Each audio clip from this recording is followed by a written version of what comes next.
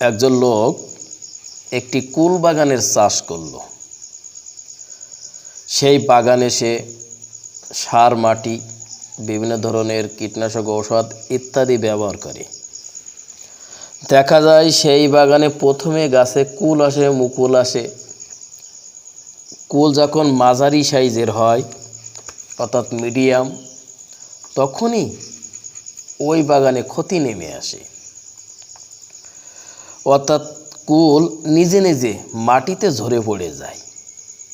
কুল বাগানের মালিক বড় একটা চিন্তায় পড়ে গেল, এখন আমি কি করি?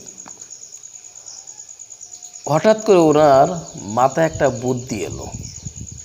উনি একটি আলেম বা দরবেশের কাছে চলে গেলেন এবং ঘটনা সব খুলে বললেন।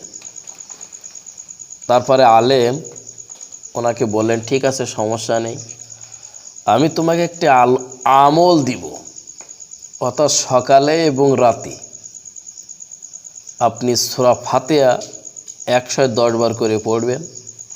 পড়ার পরে একটি পানিতে ফুয়া দম দিবেন।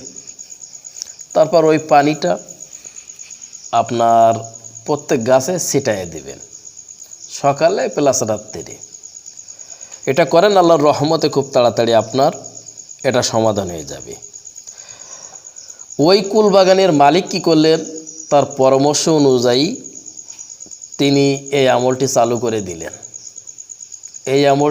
করে দিলেন। এবং দেখলেন যে পরবর্তী বছরে প্রচুর কুল গাছে ধরলো এবং একটি কুলও কোনো সমস্যা হলো না।